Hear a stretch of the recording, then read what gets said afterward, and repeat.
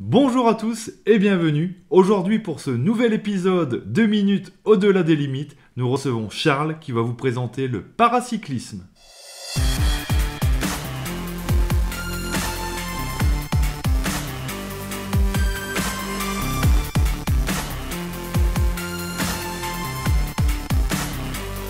Le paracyclisme, en réalité, c'est une discipline vraiment en pleine croissance ici au Québec qui s'adresse à tous les cyclistes vivant avec un handicap physique ou visuel.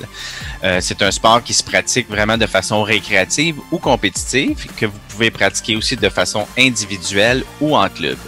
C'est vraiment un sport très spectaculaire au niveau des Jeux paralympiques.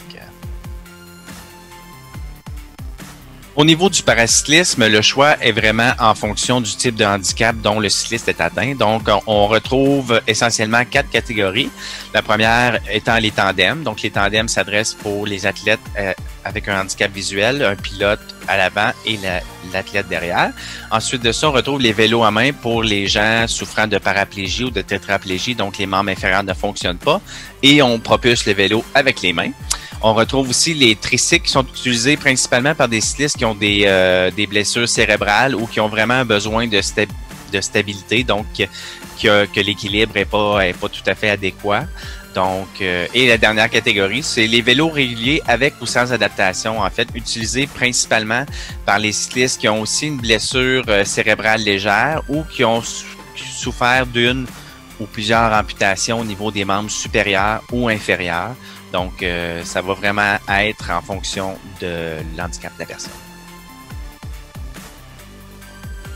En fait, selon le handicap et le type d'adaptation que la personne a besoin, souvent dans le matériel neuf, il faut se diriger vraiment vers des boutiques spécialisées ou des distributeurs spécialisés.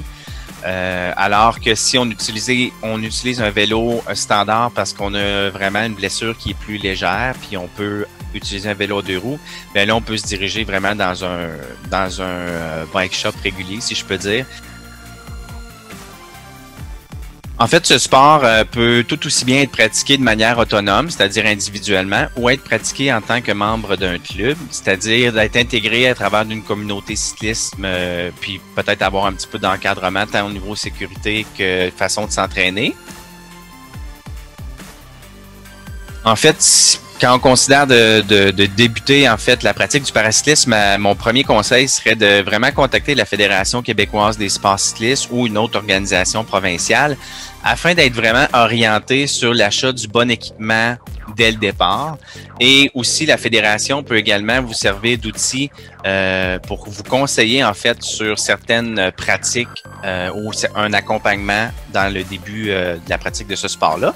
Et finalement, il existe aussi de la documentation sur le site de la FQSC qui présente un petit peu plus en détail le paracyclisme, ses classes et ses particularités. Donc, je vous invite à aller conseiller cette rubrique-là. Alors, au niveau de la fédération, la personne ressource à contacter pour le développement du paracyclisme serait Aurélien Morel. Vous pouvez le joindre à l'adresse courriel suivante, le amorel, M-O-R-E-L, @fqsc.net. Merci Charles pour toutes ces explications. Si vous souhaitez plus de renseignements, n'hésitez pas à contacter la Fédération québécoise des sports cyclistes. Je vous donne rendez-vous la semaine prochaine. Prenez soin de vous et surtout, restez actifs.